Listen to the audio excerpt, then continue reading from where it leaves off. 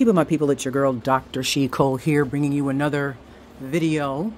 And I am trying to wrap up this tray that I've had here that was supposed to be like 9 weeks, 9 sprays, 9 perfume days, and it's been like 16 weeks, okay?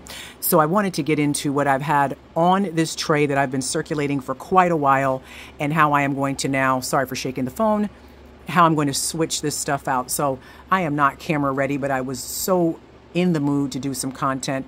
I wanted to go ahead and share with you what I have going on. So I've mentioned in the past, Skin Potion is a wonderful, wonderful company that has taken the YouTube space by storm. And this Costa del Sol body oil is absolutely magnificent. It puts you into a tropical paradise mood. And not to mention, I did a video where there is a perfect perfume that pairs with this that I will be getting into really, really soon. But I want to just go through this tray in some type of an order. So we have that. Kama Sutra, I think I have 2 or 3 of these now, and the new iteration of the Kama Sutra by Skin Potion. Again, everything that this company makes is extremely potent, dare I say, extrait level sillage with every fragrance. So if you do any type of combination with a Skin Potion fragrance, you want to make sure that what you're pairing it with has equal stamina and sillage hang time, because the Kama Sutra, the Skin Potion, honey, will eat that fragrance up if you're not careful. So don't play around and do a skin scent. You want to make sure that you can do something that's equally as beast mode that will blend with this and just really have you on a trail with people coming behind you. You won't regret purchasing Skin Potion, any of their fragrances. Just dig into the line, into the house. So Doucon is one of the first fragrances I purchased when I got into the niche world. And this is a phenomenal, phenomenal scent. It is beast mode. It has a wonderful trail. And I have to say that it is long lasting. So I've had this fragrance for several years, but I'm at the place now where the next tray that you all see will be filled with the fragrances that I've had for several years that maybe have a line similar to this. That lets me know I need to go ahead and use them up so that I can declutter and make room either for the fragrances I need to have coming up next on my tray, or if I decide to purchase any other fragrances. But I am slowing down tremendously because I'm trying to get ready for a trip in December to the Middle East, and I know I'm going to pick up some fragrances there, so I want to be mindful and use a little wisdom. I've talked about this in Roca by Christian Provenzano. Let me make sure if I can focus this a little better. Roca. This fragrance is, to me, a candied cousin of Baccarat Rouge 540, the extrait. Now, I've said in another video, do you need to have both? If you want both, you can have whatever you want. But I will not be purchasing any more Baccarat Rouge 540 extrait, because this, to me, the saffron hits in such a way with the candied notes in this particular fragrance that you just can't lose with this. It is amazing, and this is out of Dubai. I'm hoping maybe that when I poke around in Dubai shortly, that I'll be able to go to a brick and mortar location to look at the collection in a more in-depth way. But if you love Baccarat Rouge 540, you definitely will love this. Hands down, but it's definitely the more candied version. And in my humble opinion, you don't need both. But if you have one and want to transition to the other and have something that is not as much of a cult classic because it's newer to the game, Roca is your girl. Now, you can never lose with a Tiziana Terenzi fragrance. Haley is a wonderful fragrance that is perfect for any time of the year, in my humble opinion. But it's a wonderful fragrance that has a tremendous scent trail. It is long lasting. It is a compliment getter. And again, it puts me in the mindset of your Baccarats, your Rocas. Not that they smell the same, but they translate very similarly with their sillage, their staying power, and some of their notes. And I know I'm not really getting into a lot of notes in this particular video. I'm really talking about the experience I've had with the perfume, and is it a quality perfume and something you would like to have in your collection? Absolutely. I know for me, I'm trying to get to a place where I don't have too many fragrances that are reminiscent of another fragrance I already have. So I'm trying to curate my collection even more with this next cycle. So what I plan on doing is going through my entire collection, and I will be putting several of my perfumes on Macari. So stay tuned for that. And everything that I have purchased is completely authentic. But again, if there's something that I have purchased that maybe, I know there's one perfume I just recently purchased that was a Le Labo fragrance, another 13. But when I did the comparison of the bottles to the label, I don't think it's authentic. I think it's a dupe. So we'll get into that in another video. So this Miller Havas Scherzo, this reminds me of Valaya from Parfums de Marly. Definitely a not as potent version. I don't think this is by any means a dupe. It's a wonderful, musky, clean fragrance, but it definitely puts me in the mindset of Valaya when I've used it several times. I do enjoy it, but I would probably purchase Valaya again before I got this again. I probably would not repurchase this, but Valaya Parfums de Marly is just always a winner. Pear Gelato. I did get some compliments on this, and I do enjoy it. Something in this perfume is a little synthetic to me. I did put the, I forgot the name of the lotion that everybody goes wild for, that smells like vanilla. It's a vanilla, I want to say EOS, or I forgot the name of the lotion, quite frankly, but the bottle, which everybody recalls, it's a vanilla fragrance that everybody raves about in the perfume world. When I mix that particular lotion, put that on, and then spray another Gourmand on top, it always translates very well. But that with the Pear Gelato took away a little bit of that synthetic type kick that I got with this. But this is a nice fragrance. It has a good price point. I probably would not repurchase this, so I'm going to try my best to use it up. But if I don't wind up committing to that, this one is probably going to go on my Macari website when I get to that point in my life. So stay tuned for that. Cassiopeia. This is absolutely beautiful. Again, Tiziana Terenzi, you're going to get that DNA.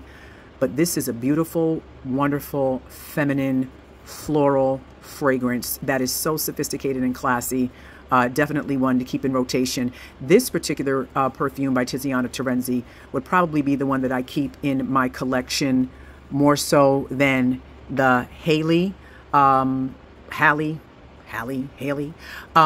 because Haley, sorry, because this one, again, like I mentioned, if you have this and you have the Roca, although they do not translate the same way with the notes, but the feel and the performance that I get, the experience is very similar.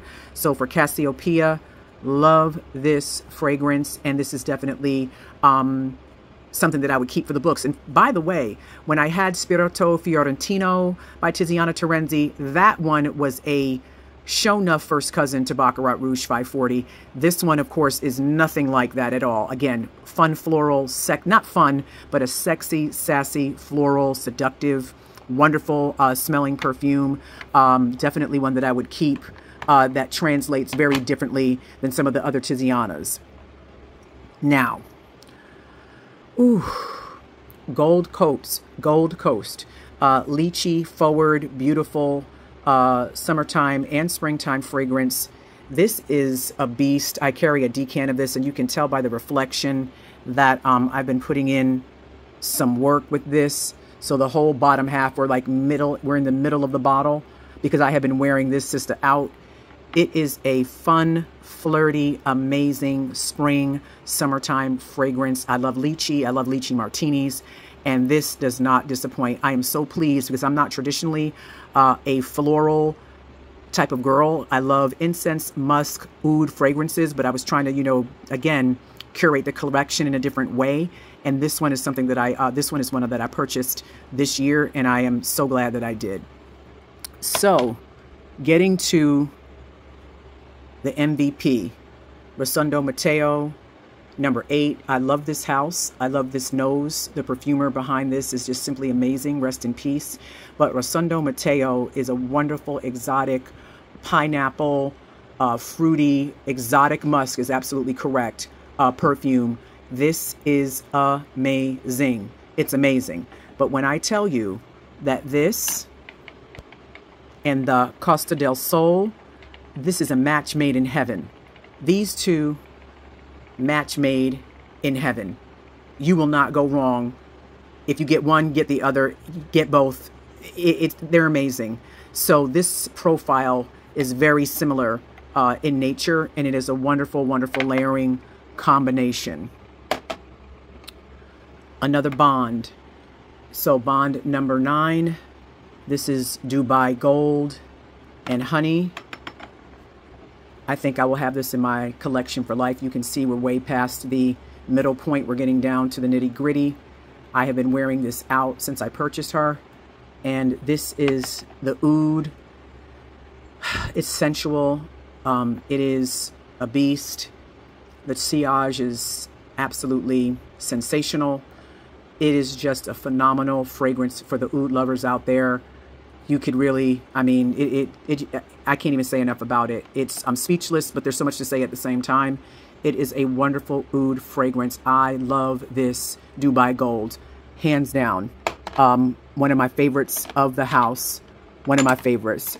Gold Coast and Dubai Gold. And of course, I love Chelsea Nights. But that's a story for another day.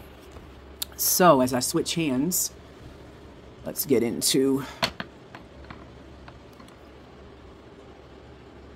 the Gritty Perfume House.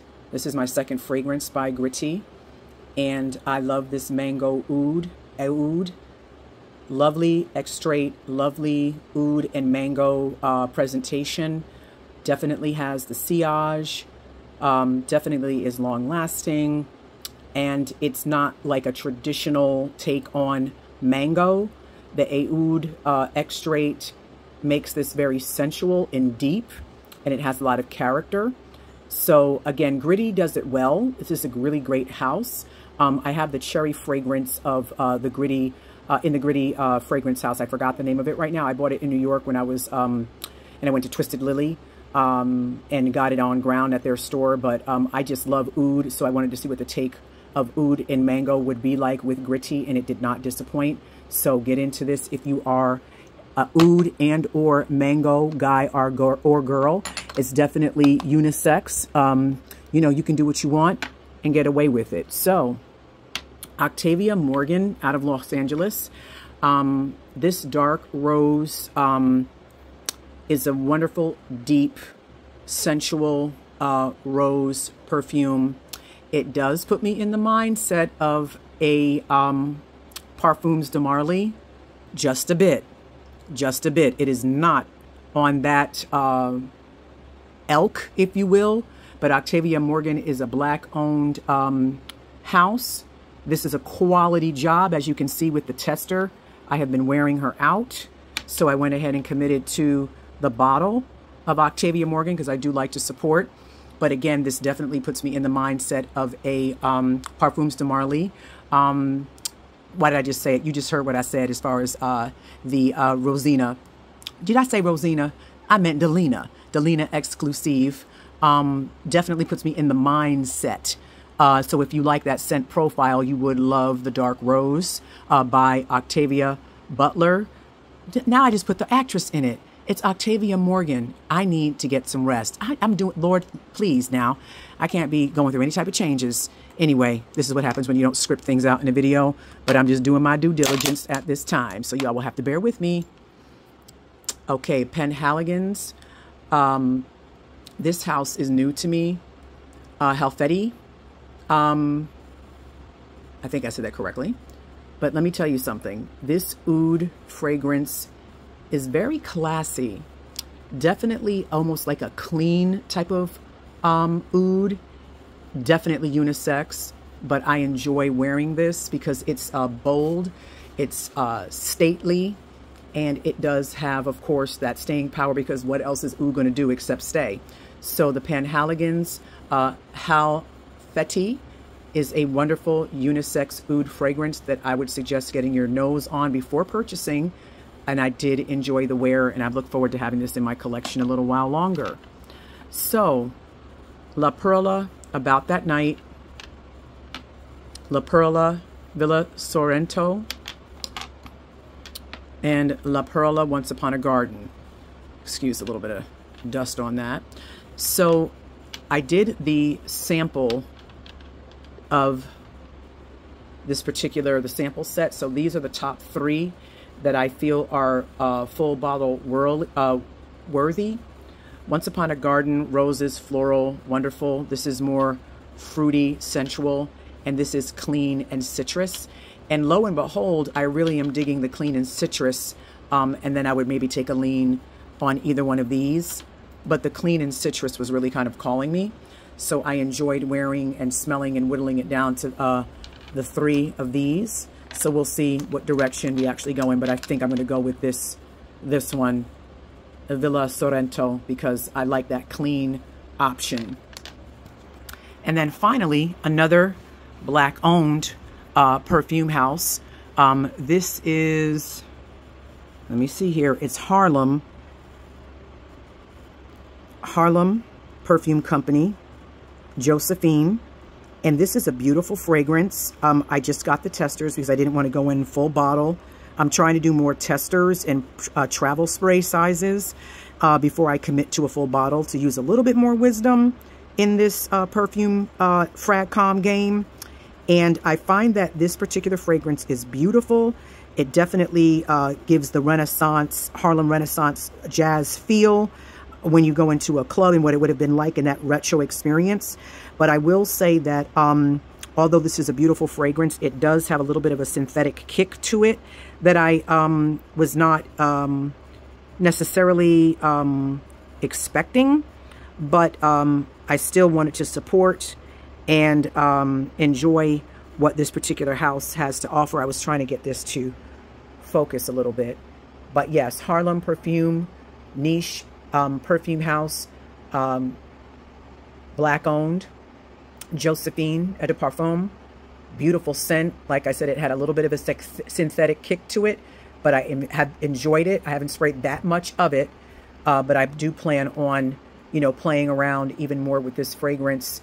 And this will be my contribution in my support of the company. But I will try some of their other products, because they have candles and things of that nature, because I want to continue to support Black-owned businesses. So, my people, it's your girl, Dr. She-Cole here, just giving you some insight to what I have on this tray and what I've had on this tray for quite some time.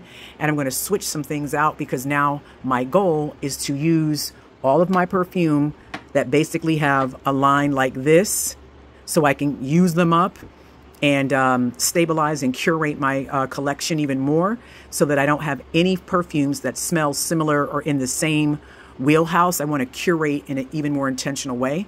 So I hope you enjoyed this video. Stay tuned and have a wonderful, wonderful week. Bye-bye.